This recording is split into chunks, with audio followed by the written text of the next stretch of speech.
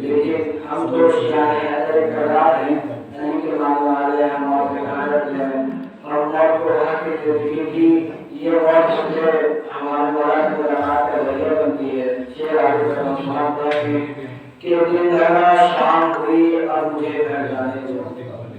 دن دھڑا شام ہوئی اور مجھے گھر جانے دو. مجھ کو زندہ ہے اس لیے مجھے گھر جانے دو.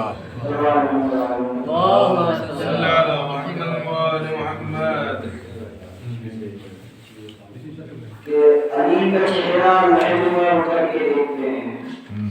علی کا چہرہ لہدو میں اتر کے دیکھتے ہیں. جو زندگی میں نہ دیکھا اتر کے دیکھتے ہیں. جو زندگی میں نہ دیکھا اتر کے دیکھتے ہیں. تو نجات مانگے گی امت تو یہ کہیں گے رسول. نجات مانگے گی دنیا تو یہ کہیں گے رسول. رکوع عزیز ذرا بات کر کے دیکھتے ہیں. رکوع عزیز ذرا بات کر کے دیکھتے ہیں تو چمک جو جاتی ہے عرش پر فرش مجلس کی. چمک جو جاتی ہے عرش پر فرش مجلس کی. مکی اتر کے نظارے اتر کے دیکھتے ہیں. اتر کے دیکھتے ہیں مر کے دیکھتے ہیں بات کر کے دیکھتے ہیں. مکی ادھر کے نظارے ادھر کے دیکھتے ہیں. تو مجھے بتاؤ نشانے پائے علی کس قدر حسین ہے تو. مجھے بتاؤ نشانے پائے علی کس قدر حسین ہے تو. کہ آئینے میں تجھے بن سور کے دیکھتے ہیں. کہ آئینے میں تجھے بن سور کے دیکھتے ہیں. صلی اللہ علیہ وسلم. ترکی اور سیریا میں قدرتی آفت شام کی در و دیوان کو گریا دیا. لیکن وہی شام کے دور حکومت دمشق میں سیدہ زینب سلام اللہ بالکل محفوظ ہے. یہ معجزہ ہے. شیخ علی رضا فرمائیں کہ آیا مگر قریب سے آ کر گزر گیا. آیا مگر قریب سے آ کر گزر گیا. تو کہاں بھی تو حضرت زینب سے ڈر گیا. تو کہاں بھی تو حضرت زینب سے ڈر گیا. اللهم صل على محمد وآل محمد. صل على محمد وآل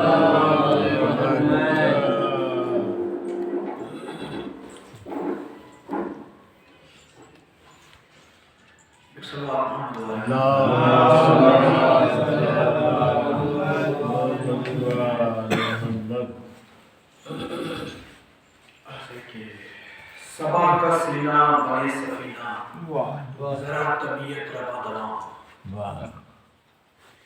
ہوا میں خوشبو کے دائرے ہوں. خلا میں کرنوں کا صاحبہ ہو. زمین زمرد اگل رہی ہو. گلاب گلنار آسماں ہو. ہر ایک کوپل کول اچھالے کلی کلی کنج کنفقاں ہو. چمن کے سینے پہ فصل گل کا نشاں بانداز کہکشاں ہو. جبین کونین پنجتن کے کرم سے فردوس انس و جاں ہو. سبھی سمندر ہو میرے بس میں شجر شجر میرا رازداں ہو. درود کی انجمن سجاؤں دہن میں جبریل کی زبان ہو. خیال ہو سلسبیل جیسا جلوں میں لفظوں کا کارواں ہو. چمن سجاؤں میں حل عطا کا محبتوں سے بھرا جہاں ہو. کہیں قبیلہ ہو اولیاء کا کہیں بہلول کی دکا. کہیں قبیلہ ہو اولیاء کا کہیں پہ بہلول کی دکا ہو. خیال ہو سلسبیل جیسا جلوں میں لفظوں کا کارواں ہو. چمن سجاؤں میں حل عطا کا محبتوں سے بھرا جہاں ہو. کہیں قبیلہ ہو اولیاء کا کہیں پہ بہلول کی دکان ہو. بچھا کے مسند بشارتوں کی دلوں پہ ادراک مہرباں ہو. میں اپنی سوچوں کو آب کوثر میں غسل دے دوں تو انتہا ہو. پڑھوں میں تسبیح فاطمہ جب تو کعبہ فکر میں اذاں ہو. اگر یہ سب کچھ ملے اگر یہ سب کچھ ملے تو مدح شہنشہ مشرقین لکھوں. حیا کی تختی پہ اپنی پلکوں سے پھر میں لفظ حسین لکھوں. حیا کی تختی پہ اپنے پلکوں سے پھر میں لفظ حسین. صلی اللہ علیہ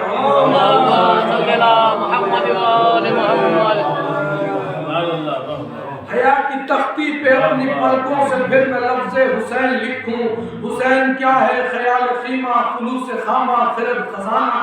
حسین کیا ہے زبان وحدت پہ انما کا حسین ترانہ. حسین کیا ہے ضمیر زمزم خمیر کوثر کرم نشانہ. حسین کیا ہے تمام نبیوں کے دین محکم کا آب و دانہ. حسین کیا ہے محیط عالم مشیر مرسل مئے زمانہ. حسین کیا ہے تھکے ہوئے دی کے درد کا آخری ٹھکانہ. حسین کیا ہے تھکے ہوئے دی کے درد کا آخری ٹھکانہ. حسین کیا ہے خلوص پرور مشیتوں کا ہنسی گھرانہ. حسین کیا ہے تمام غیرت کی ایک آواز غازیانہ. حسین کیا ہے یزیدیت کے بدن پہ عبرت کا تازیانہ. حسین کیا ہے یزیدیت کے بدن پہ عبرت کا تازیانہ. حسین وہ ہے کہ جیت جس کو ادب سے جھک کر سلام کر لے. حسین وہ ہے جو نوک نیزہ پہ خود خدا سے کلام کر لے. حسین وہ ہے جو نوک نیزہ پہ خود خدا سے کلام کر لے. حسین اب بھی سمجھ رہا ہے یزیدیت کے سبھی اشارے. حسین بھی سمجھ رہا ہے یزیدیت کے سبھی اشارے. حسین اب بھی لہو سے سیراب کر رہا ہے فلک کنارے. حسین اب بھی سجا رہا ہے زمین پہ شمس و قمر ستارے. حسین اب بھی بدل رہا ہے ستم کی طغیانیوں کے دھارے. حسین اب بھی سنا رہا ہے سنا پہ قرآن کے درد پارے. حسین اب بھی بچا رہا ہے سنبھل سنبھل کے سبھی ستارے. حسین اب بھی لٹا رہا ہے نبی کے دین پر سجل دلارے. حسین اب بھی یہ چاہتا ہے کہ مشکلوں میں کوئی پکارے. حسین اب بھی یہ چاہتا ہے کہ مشکلوں میں کوئی پکارے. حسین اب بھی سنا رہا ہے سنا پہ قرآن کے درد پارے. حسین اب بھی سنبھل سنبھل کے بچا رہا ہے سبھی سپارے. حسین اب بھی لٹا رہا ہے نبی کے دین پر سجل دلارے. یزیدیوں کو یہ وہم کیوں ہے کہ صرف ایک دن حساب ہوگا. یزیدیوں کو یہ وہم کیوں ہے کہ صرف ایک دن حساب ہوگا. حسین سے جو جہاں بھی الجھے وہی پہ خانہ خراب ہوگا. حسین سے جو جہاں بھی الجھے وہی پہ خانہ خراب ہوگا. اللہم صلی اللہ محمد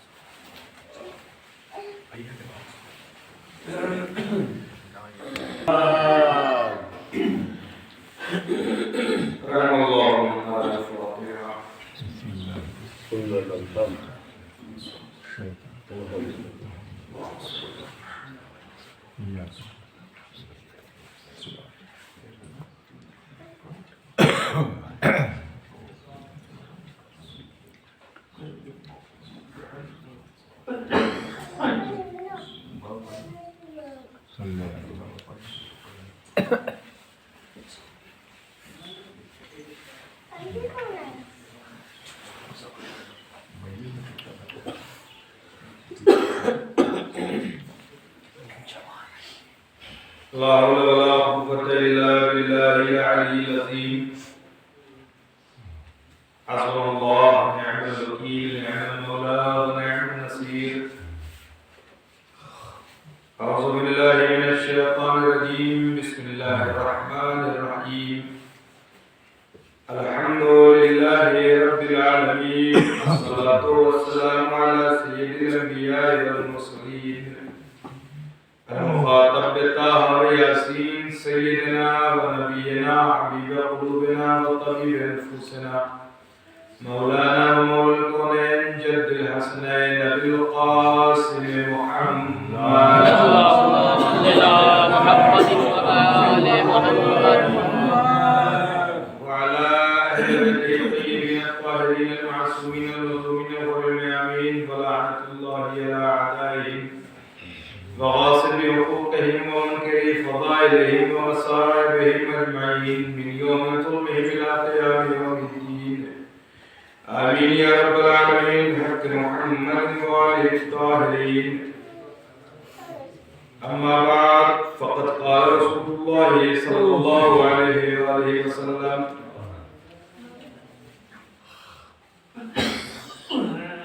یا علی انت منی بمنزلت ہارون من موسیٰ صلوات محمد اللهم صل على محمد وآل محمد. گزارش ہے کہ ایک وقت سورہ حمد اور تین وقت سورہ اخلاص تلاوت فرمان کریں گے. سید صغیر حسن صاحب ابن سید سید حسن صاحب کی روح کے ساتھ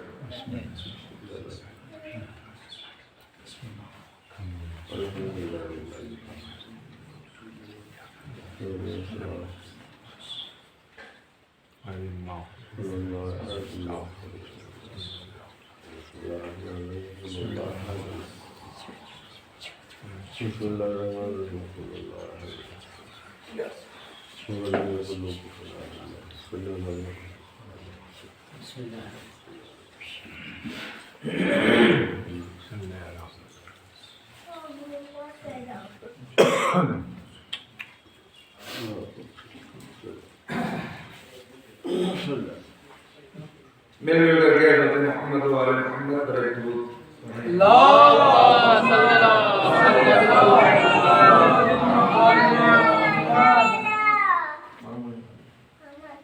بڑی مشہور و معروف حدیث کہ جسے ہم اور آپ حدیث منزلت کے نام سے جانتے ہیں، اس کی تلاوت کا شرف آپ کے سامنے میں نے حاصل کیا ہے. اور آج کی شب جو ہے وہ بھی ایک اعلان پیغمبر آج ہی کی شب کا ہے کہ ارادہ میں نے کیا تھا کہ اسی کو عنوان کلام قرار دوں گا، لیکن بہرحال اس حدیث کی بھی تلاوت میں کر دوں گا. لاؤتین رایت غدن رجلا کرارا غیر فرار يحب الله ورسوله يحب الله ورسوله ويحب الله ورسوله لن يرد حتى يفتح الله على يديه. صلوات محمد اللهم صل على محمد وآل محمد.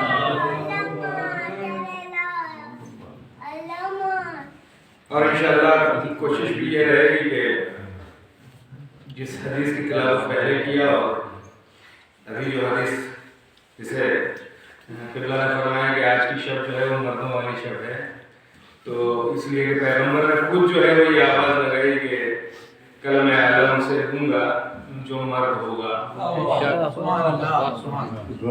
جزاک اللہ.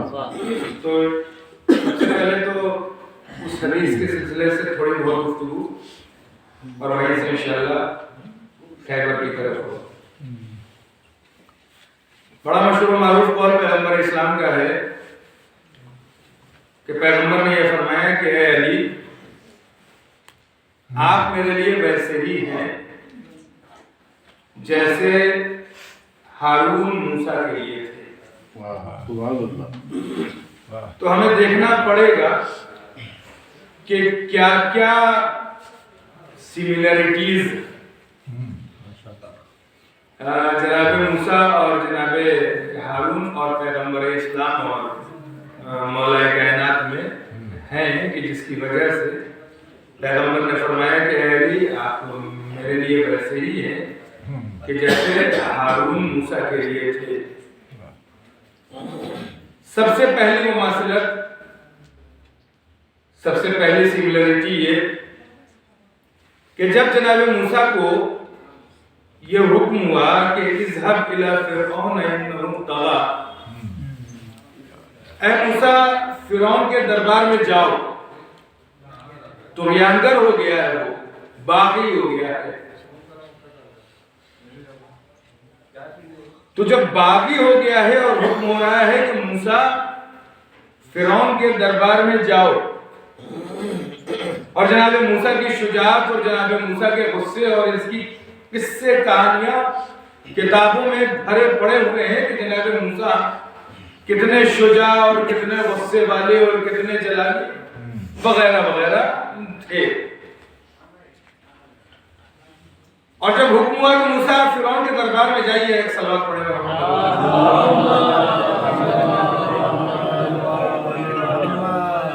اور جب حکم ہوا کہ موسیٰ فرعون کے دربار میں جائیے، تو جناب موسیٰ نے یہ نہیں کہا کہ میں نہیں جاؤں گا، بلکہ یہ حکم دیا کہ یہ دعا فرمائے پالنے والے، رب اشرح لی صدری ویسر لی امری واحلل عقدۃ من لسانی یفقهوا قولی واجعل لی وزیرا من اہلی ہارون اخی۔ پالنے والے جاؤں گا تو لیکن میرے سینے کو کشادہ کر دے، میرے امر کو آسان کر دے، میری زبان کی گرہوں کو کھول دے۔ حالانکہ علماء کرام موجود ہیں، مجھے نہیں معلوم یہ ترجمہ کسی نبی کے لیے صحیح ہے یا نہیں ہے، لیکن عام طور پر ترجمہ یہی ہوتا ہے کہ میری زبان کی لکنت کو ختم کر دے، میری زبان کی گرہوں کو کھول دے۔ اور اس کے بعد سے جو دعا ہے وہ یہ دعا فرمائیں کہ پالنے والے اور میرے لیے میرے ساتھ ساتھ میرا ایک وزیر بھی بنا دے۔ کہاں سے بنا دے؟ من اہلی، میرے اہل سے۔ تو ایک فیصلہ تو جناب موسیٰ نے کر دیا، بلکہ ایک نہیں میں کہوں گا 2 فیصلے جناب موسیٰ نے کر دیے۔ پہلا فیصلہ، نبی کو اپنا وزیر بنانے کا اختیار نہیں ہے، وہ خدا ہے جو نبی کا وزیر بناتا ہے۔ اور دوسرا فیصلہ جناب موسیٰ نے یہ کر دیا کہ نبی کا جو وزیر ہوگا، نبی کا جو خلیفہ ہوگا، وہ نبی کے اہل سے ہوگا، نہ اہلوں سے نہیں ہوگا، نبی کے اہل میں سے ہوگا۔ اب جائیے تلاش کرتے رہیے، اور ساری دنیا کو یہ دعوت ہے کہ جائے تلاش کر لے کہ نبی کا اہل کون ہے اور نااہل کون ہے، یا دوسرے لفظوں کو بدل کر کے یوں کہوں کہ نبی کے اہل کو پہچاننے کا بہت ہی آسان طریقہ ہے۔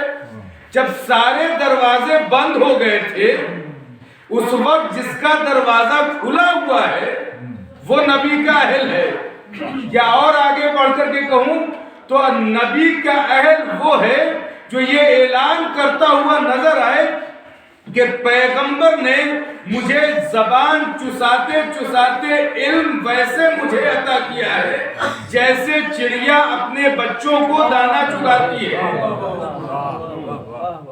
تو نبی کا اہل، پیغمبر کا وزیر نبی کا اہل ہوگا۔ مشورہ دیا جا سکتا ہے، جیسا کہ جناب موسیٰ نے مشورہ دیا، میرے ہارون جو میرے بھائی ہیں ان کو میرا وزیر بنا دے۔ اور اللہ نے جناب ہارون کو جناب موسیٰ کا وزیر بنا کر کے یہ بھی بتا دیا کہ جو نبی خدا کا میرے آخری نبی کا وزیر ہوگا وہ بھی اس کا بھائی ہی ہوگا۔ بہرحال سلسلہ آگے بڑھا، یہیں پر رکی نہیں ہے دعائے موسیٰ، یہیں پر رکی نہیں ہے، بلکہ آواز دی فشدد بہی ازری، اور میری پشت کو اس کے وسیلے سے مضبوط کر دے۔ اس کا مطلب یہ ہے کہ جو کوئی بھی ہوگا نبی کا وزیر، نبی کو اس کی وجہ سے ڈھارس رہے گی۔ جو کوئی بھی نبی کا وزیر ہوگا وہ نبی کی پشت کو مضبوط کرے گا، علم لے کے میدان سے بھاگے گا نہیں۔ ایک صلوات پڑھے پر محمد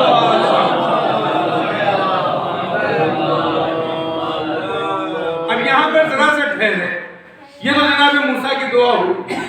ایک دعا قرآن مجید میں پیغمبر اسلام کی بھی ہے، قل رب ادخلنی مدخل صدق واخرجنی مخرج صدق واجعلنی من لدنک سلطانا نصیرا۔ اے رسول آپ کہیے کہ مجھے صداقت کے ساتھ خارج کر اور مجھے صداقت کے ساتھ پہنچا داخل کر، اور اس کے بعد میرے لیے اپنے پاس سے ایک سلطان نصیر میرے لیے بنا دے۔ اب آپ یہاں پر ٹھہر کر کے یہ بتائیں ہمیں کہ جناب موسیٰ نے اپنے خاندان سے، اپنے اہل سے وزیر مانگا تھا تو اللہ نے دیا، اور جب پیغمبر نے مانگا تو کیا اللہ نہیں دے گا؟ یقیناً دے گا. اللہ نے دیا بھی. آواز دی موسیٰ نے مانگا تھا اپنے گھر سے تو میں اپنے گھر سے, موسیٰ کے گھر سے میں نے دیا. تو نے میرے پاس ہے میرے حبیب, آپ نے میرے پاس سے مانگا ہے تو وزیر لینا ہے تو میرے گھر آنا پڑے گا. صلوات پر محمد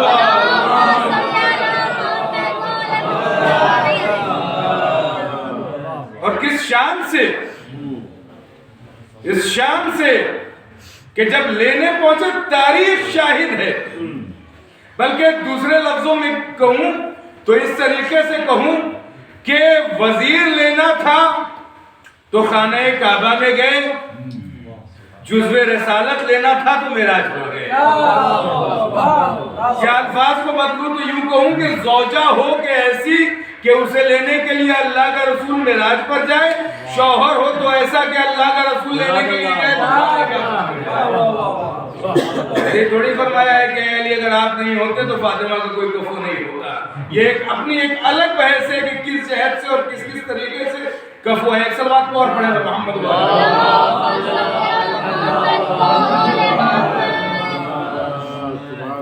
دوسری دلیل, دوسری بات کیا, جناب موسیٰ نے یہ فرمایا تھا کہ پالنے والے میرے وزیر سے میری پشت کو مضبوط کر, میرے وزیر کے وسیلے سے میری پشت کو مضبوط کر. اب میرا سوال ان تمام افراد سے ہے جو وسیلے کے منکر ہیں کہ جائیں جا کے جناب موسیٰ سے سوال کریں یا اللہ سے سوال کریں کہ یہ اس کے وسیلے سے اپنی پشت کیوں مضبوط بنوا رہے ہیں. اللہ سے کہہ دیتے میری پشت ایسے ہی ڈائریکٹ مضبوط کرتے.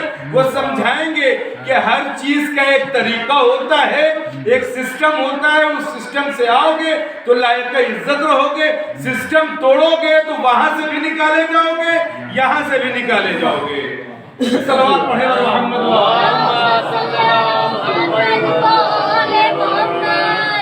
اچھا دوسری مماثلت کیا جناب موسیٰ فرعون کے دربار میں, مجھے اس تفصیل میں نہیں جانا. اس کے بعد جب جناب موسیٰ, جب یہ قافلہ جو ہے وہ فرعون سے جناب موسیٰ, فرعون کے امتی جناب موسیٰ کے امتی جب نجات پا گئے تو اس وقت سامری جیسا بدکار بھی تھا جو ان کے ساتھ تھا. اور جناب موسیٰ جب 40 روزہ غیبت پر گئے حکم خداوندی تھی لیکن بہرحال غائب تو تھے, تو 40 روزہ غیبت پر جب گئے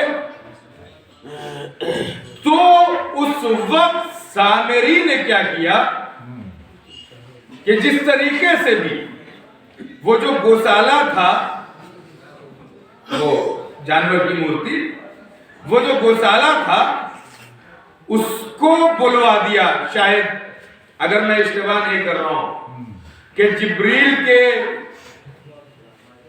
اس گھاس سے, جبریل کے گھوڑے کے اس گھاس سے, ایک بحث ہے مجھے اس میں نہیں پڑھنا, کہ گوسالہ سے بلوا دیا. اور جیسے ہی بلوایا وہ تمام لوگ جو عصائے موسیٰ کے صدقے میں نجات پائے تھے وہ سارے کے سارے اپنے پچھلے مذہب پہ واپس چلے گئے.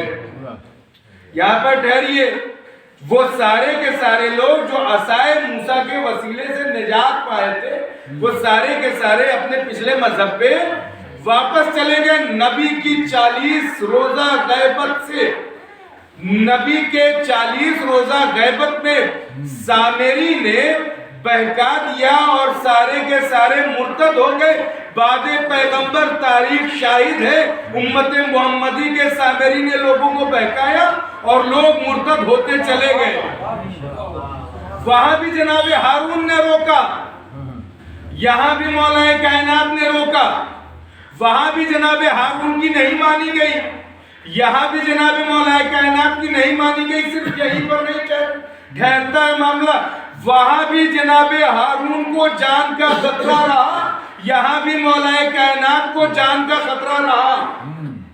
تو یہ مماثلتیں ہیں اور بھی بہت سارے مماثلتیں ہیں.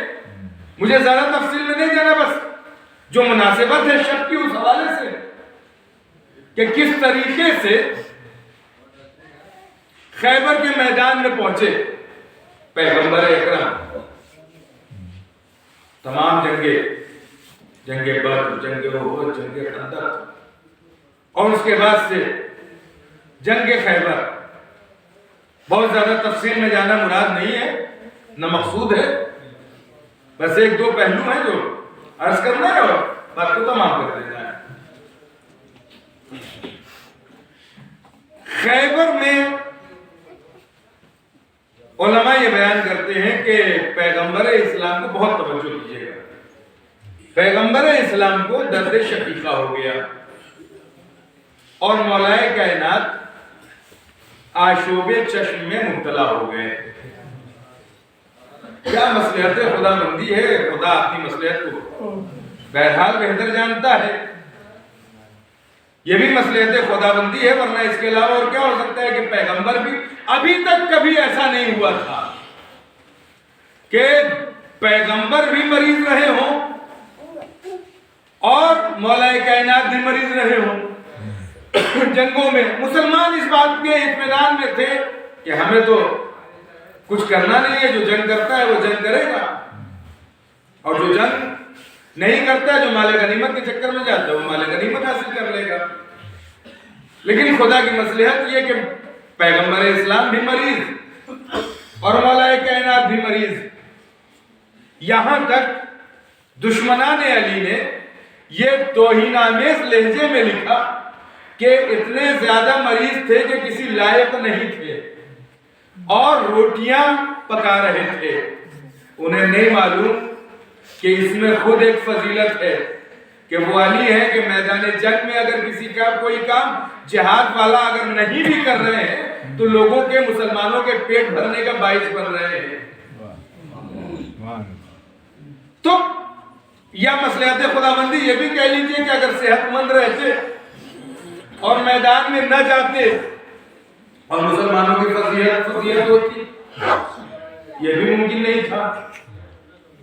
اچھا، دوسری چیز یہ ہے کہ پیغمبر اسلام کو درد شقیقہ اس قدر شدید تھا کہ پیغمبر نے کسی کو بھیجا نہیں، لوگ اپنی مرضی سے جاتے رہے، آتے رہے، جاتے رہے، آتے رہے، میدان سے فرار کرتے رہے. جب 3 دن ہو گیا اور یہی سلسلہ رہا، اب نوبت یہ آئی کہ پرچم اسلام پر شکست کی گرد پڑنے لگی. تو پیغمبر اسلام نے پھر خدا نے پیغمبر اسلام کو صحت دی اور پیغمبر اسلام نے ایک اعلان کر دیا. یہی اعلان میں نے آپ کے سامنے کیا، لَأُعْطِيَنَّ رَایَةَ غَدًا رَجُلًا كَرَّارًا غَيْرَ فَرَّارٍ. کل میں اس کو علم دوں گا جو مرد ہوگا، کرار ہوگا، غیر فرار ہوگا.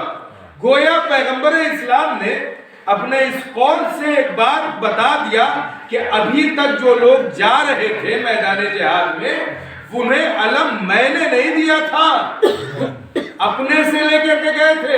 اور یہیں پر ٹھہر کر کے ایک بات اور سمجھ میں آ گئی کہ اگر جہاد بغیر اذن معصوم کے اور اجازت معصوم کے جہاد کا نعرہ لگا کر کے لوگ جائیں تو سوائے شرمندگی کے اور کچھ نہیں ہوتا. معصوم ساتھ ہے تو جہاد کامیاب ہے، معصوم ساتھ نہیں ہے تو جہاد کامیاب نہیں ہے. پہلی بات یہ کہ پیغمبر اسلام نے یہ اعلان کر دیا، یہ بتا دیا کہ دیکھو میں نے ابھی تک جو لوگ بھی گئے تھے علم لے کر کے، میں نے نہیں دیا تھا، میں کل علم دوں گا. اور جب یہ اعلان ہوا میں کل علم دوں گا، اور یہ پوری روایت کہ کل اسے علم دوں گا جو مرد ہوگا، کرار ہوگا، غیر فرار ہوگا.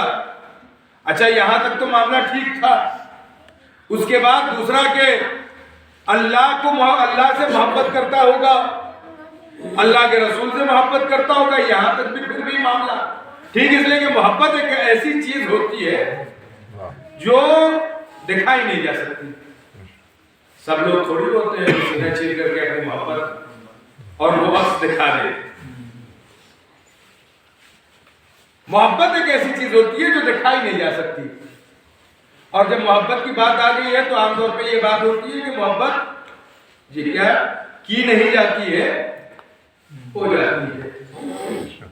عام طور پہ محبت کے سلسلے سے یہ بات ہوتی ہے، محبت کی نہیں جاتی ہے، ہو جاتی ہے۔ حالانکہ محبت کی فطرت یہ ہے کہ محبت کمال دیکھ کر کے ہوتی ہے۔ اگر کمال نہیں ہو، بلندی نہیں ہو، فضیلت نہیں ہو، تو جب تک معرفت کمال اور فضیلت نہیں ہوتی ہے انسان کو محبت نہیں ہوتی۔ اور یہی ہمارا جواب بھی ہے جب ہم سے سوال ہوتا ہے کہ آپ فلاں فلاں فلاں فلاں یہ تمام افراد سے محبت نہیں کرتے، ہم کہتے ہیں بھائی محبت کمال دیکھ کر کے ہوتی ہے، آپ کمال دکھا دیجئے، محبت خود بخود ہو جاتی ہے۔ محبت جو ہے وہ کمال دیکھ کر کے، یا دوسرے لفظوں میں کہوں تو اس طرح سے کہوں کہ کبھی آپ نے کسی انسان کو یہ کہتے ہوئے دیکھا ہے کہ مرجھائے ہوئے گلاب کے پھول کو نہ توڑو؟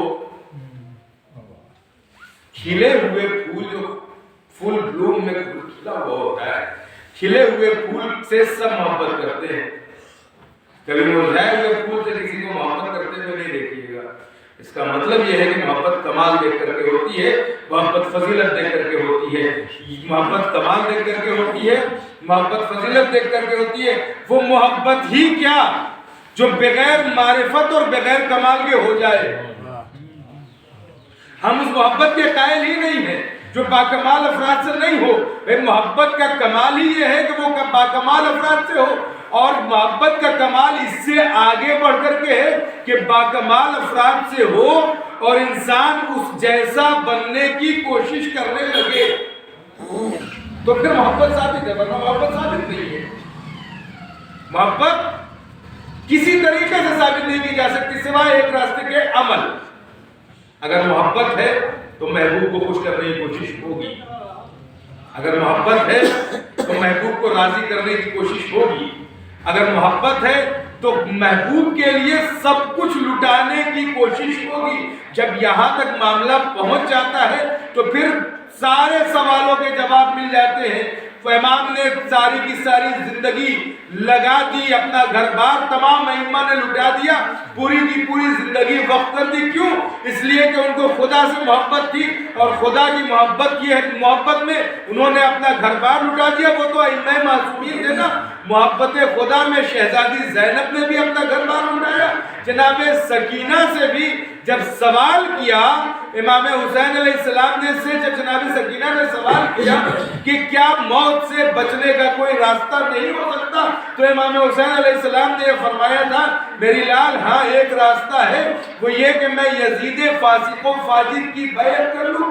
محبت خدا میں 4 سالہ سکینہ نے کہا تھا بابا آپ کیا سر کٹانا منظور ہے، فاسق و فاجر سے بیعت کرنا منظور نہیں ہے۔ گویا بالکل کھلا ہوا میسج ہے، کھلا ہوا پیغام ہے، فاسق و فاجر سے کسی بھی طریقے کا سمجھوتا کرنا اسلام اس بات کا پیغام نہیں دیتا۔ تو یہ شخص کہ وہ خدا اور خدا کے رسول سے محبت کرتا ہے، اور یہاں تک تو معاملہ پھر بھی ٹھیک ٹھاک تھا۔ اب معاملہ یہ ہو گیا کہ خدا اور خدا کا رسول اس سے محبت کرتا ہو۔ یہاں پہ معاملہ تھوڑا سا گڑبڑ، تھوڑا سا کیا پورا کا پورا معاملہ ہی گڑبڑ ہو جاتا ہے کہ خدا کا رسول اور خدا اس سے محبت کرتا ہے۔ اپنے محبت کا دعویٰ تو کیا جا سکتا ہے، توجہ، اپنی محبت کا دعویٰ تو کیا جا سکتا ہے کہ میں اپنے محبوب سے محبت کرتا ہوں۔ محبوب کے محبت کا دعویٰ کس طریقے سے لیا جائے کہ بہت آسان ہے۔ آ جاؤ جب ولادت علی ہو اس وقت محبت خدا اس طریقے سے جوش مارتی ہو کہ آواز دے رہا ہو اے میرے رسول کہہ دیجئے اس کی آنکھیں میری آنکھیں ہیں، اس کے ہاتھ میرے ہاتھ ہیں، اس کی زبان میری زبان ہے، اور یہی سے مسئلہ حل ہو گیا۔ جب آغوش رسالت نے پڑھا اور فرمایا کہ یا رسول اللہ کچھ سناؤں، تو کہا ہاں علی سنائیے۔ اس کے بعد پیغمبر نے کی آغوش میں مولا کائنات نے فرمایا، جیسے ہی توریت کی تلاوت کی، زبور کی تلاوت کی، انجیل کی تلاوت کی، آواز دی یا علی آپ نے توریت موسیٰ سے بہتر پڑھی، آپ نے زبور داؤد سے بہتر پڑھی، آپ نے انجیل عیسیٰ سے بہتر پڑھی، آپ قرآن ویسے پڑھتے ہیں جیسے میں پڑھتا ہوں یہ سمجھ میں نہیں آتی ہے بات کہ یہ کیا کہنا چاہتے ہیں. اصل میں پیغمبر یہ بتانا چاہتے تھے کہ علی ہے لسان اللہ. موسیٰ لاکھ پڑھیں گے کلیم اللہ ہو سکتے ہیں, عیسیٰ لاکھ پڑھیں گے روح اللہ ہو سکتے ہیں. کلام شاعر و زبان شاعر, ارے جس کا کلام ہے اسی کی زبان میں تو زیادہ بہتر پڑھا جائے گا. صلوات پر محمد.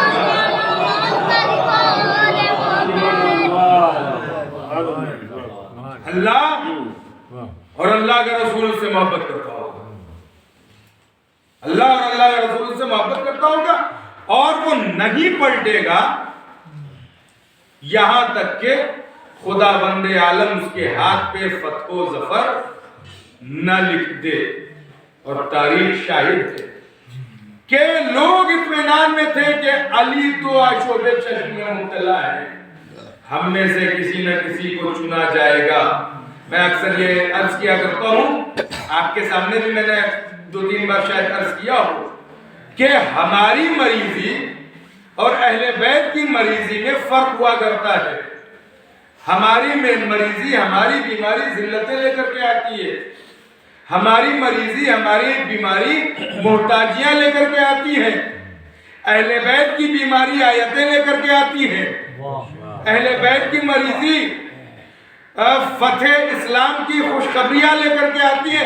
آپ انصاف سے بتائیے, اگر حسنین مریض نہیں ہوا ہوتے تو سورہ دہر کیسے نازل ہوتا؟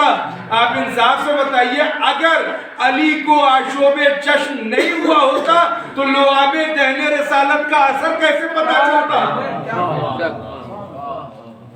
علی بلائے گئے اور فتح اور علم مولا کائنات کو دیا گیا. مجھے تفصیل میں نہیں جانا, ہاں اتنا پتا ہے کہ جب علی میدان جہاد میں گئے تو اس وقت جو رجز پڑھا تو اس نے کہا کہ میری ماں نے یا میری نانی نے یہ کہا تھا کہ دیکھو حیدر نام کے آدمی سے نہ لڑنا, اس لیے کہ حیدر نام کا آدمی ہی تمہارا قاتل ہوگا. لیکن اس کی مجبوری یہ تھی, انہوں نے خود کہا کہ میں واپس بھی نہیں جا سکتا, میدان جہاد میں آیا, میدان جنگ میں آیا ہوا ہوں, میں واپس بھی نہیں جا سکتا. اگر جاؤں گا تو کیا منہ لے کر کے جاؤں گا؟ کافر تھا لیکن اسے اتنا پتا تھا کہ میدان جہاد سے واپس جانا, میدان جنگ سے واپس جانا یہ اچھی علامت نہیں ہوتی. اور مسلمان تو اسلام تو شجاعت کا درس دیتا ہے, کم سے کم درس اسلام کا ہی پاس رکھ لیا ہوتا اور میدان جہاد سے فرار نہیں اختیار کیا ہوتا. مولا کائنات نے جنگ جیت لی اور ادھر سلمان نے خبر دی, اس لیے کہ پیغمبر نے خود فرمایا تھا کہ اگر کوئی علی کی فتح کی خبر جو مجھے لا کر کے دے گا وہ جنتی ہوگا, جنت اس کے اوپر واجب ہوگی. اور بڑا مسئلہ یہ ہے کہ جنت کھوجنے کے لیے لوگ خدا کے رسول کو چھوڑ کر کے میدان جنت چلے گئے. خدا کے رسول کو چھوڑ کر کے جنت کبھی کسی کو ملی تھی جو انہیں ملے گی؟ سلمان موجود تھے, سلمان نے جیسے ہی چہرے پیغمبر اکرم پر نگاہ کی اور خوشی کی علامت دیکھی, آواز دی یا رسول اللہ فتح علی مبارک کو. لوگ آئے یا رسول اللہ, دوڑے بھاگے یا رسول اللہ. علی نے جنگ جیت لی کا, لیکن جنت تو سلمان لے کے چلے گئے. یا رسول اللہ یہ کیسے سلمان تم آتے ہیں؟ کہا کہ تمہاری بھول ہے کہ خدا کے رسول سے دور رہ کر کے تم جنت حاصل کرو گے. بہرحال یہ جنگ خیبر ختم ہوئی, لیکن یہ اعلان ایک معیار بنا گیا. یہ 5 صفات چاہیے, مرد ہو, کرار ہو, غیر فرار ہو, خدا اور رسول سے محبت کرتا ہو اور خدا کا رسول اس سے محبت کرتا ہو.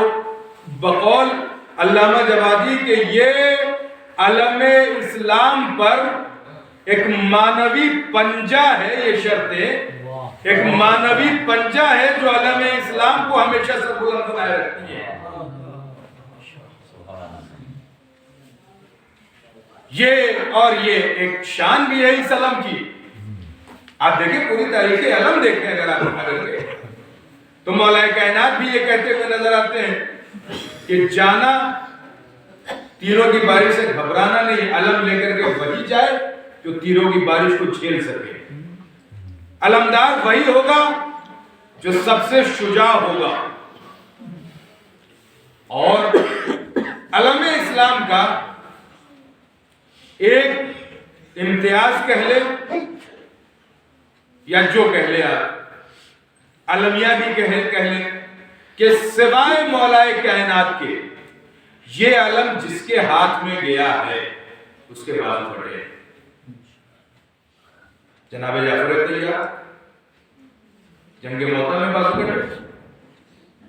اور اس کے بعد جب یہ سلسلہ آگے بڑھا تو جناب حضرت ابوالفضل عباس دونوں بازو کٹے میدان کربلا. بس وقت میرا ختم ہو چکا ہے، بلکہ میرے خیال سے آگے بڑھ گیا ہے. اس علم کی شان یہ تھی کہ پیغمبر اسلام کے ہاتھوں سے اس علم کے اوپر ایک آیت لکھی ہوئی تھی، نصر من اللہ فتح قریب. کہ رخصت کے لیے جناب عباس آئے اور کچھ دور جب چلے گئے تو انہیں محسوس ہوا کہ پیچھے کوئی آ رہا ہے.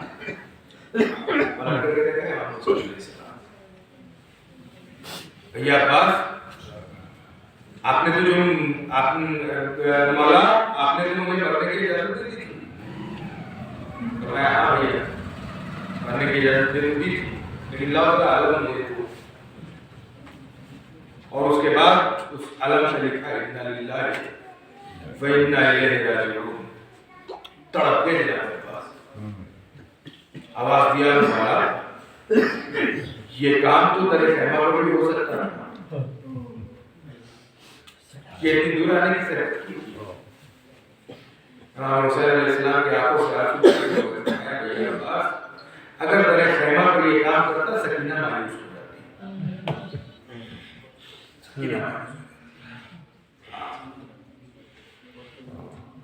پانی کا وعدہ لے کر کے جناب عباس کہتے ہیں پانی کا وعدہ کر کے گئے. اور شاید یہی وجہ تھی کہ جب دونوں بازو کٹے ہیں اور امام حسین علیہ السلام سرحانے پہنچے اور سوال کیا کہ بھیا عباس کوئی خواہش ہے، کوئی وصیت؟ ہاں وصیت تو ہے. کیا وصیت؟ آقا جب اس دنیا میں آیا تھا تو آپ کے چہرے انور کی زیارت کی تھی. جب اس دنیا سے جا رہا ہوں تو چاہتا ہوں کہ آپ کے چہرے انور کی زیارت کروں. دوسری وصیت آقا میرے لاشے کو خیمے میں نہ لے گئے. تو بھائی عباس کیوں؟ آقا میں نے سکینہ سے وعدہ کیا تھا کہ میں پانی لے کر کے آؤں. میں سکینہ سے بہت شرمندہ ہوں، میں سکینہ کی پیاس نہیں. اور اس کے بعد جو نگاہ اٹھا کر کے دیکھی تو کیا دیکھا کہ جناب علی اکبر بھی ساتھ ساتھ تھے. بلایا بھتیجے کو اشارے سے میرے لال میرے پاس ہو آئے. کہ میری ایک وصیت ہے جو تم سے. کہا چچا فرمائیے. کہ میرے لال تم ہم شبیہ پیغمبر ہو، ہم شبیہ پیغمبر ہونے کی وجہ سے شاید ان لوگوں کو تمہارے اوپر رحمت آ جائے اور تم موجود رہو. مجھے معلوم ہے، میں نے دیکھا ہے کہ عرب کا دستور یہ رہتا ہے کہ عرب کے لوگ جب کسی کو ذلیل کرنا چاہتے ہیں، خار کرنا چاہتے ہیں تو وہ ان کے لاشے کو پامال کر دیتے ہیں. اگر تم موجود رہنا تو ان ظالموں سے کہہ دینا کہ غلام کی یہ خواہش ہے کہ آقا کے لاشے کو چھوڑ دیا جائے، فرزند زہرا ہے، غلام کے لاشے کو پامال کر دیا جائے. مگر واحد تمنا عباس بعد شہادت حسین ایک آواز گونجی گھوڑوں کی نال بندی کی جائے اور ادھر کے گھوڑے ادھر کے گھوڑے ادھر. ایک آواز گونج رہی تھی زینب کبریٰ کی، اے پسر سعد میرا بھائی میرا باجائے کی لاش پامال کی جا رہی ہے. اب تو کھڑا ہوا دیکھ رہا ہے. زمین کربلا ہل رہی تھی. زینب فریاد کر رہی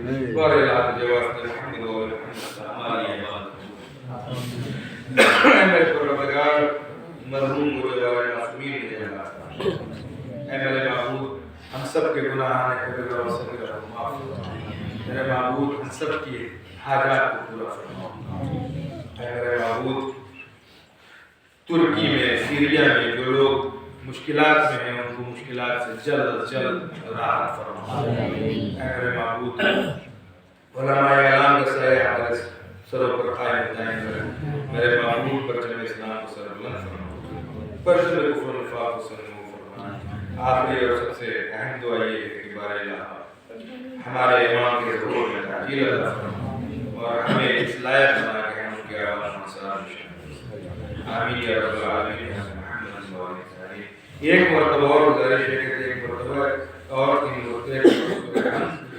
مرتبہ سورہ اخلاص کی تلاوت فرما کر کے ہم یہ انسان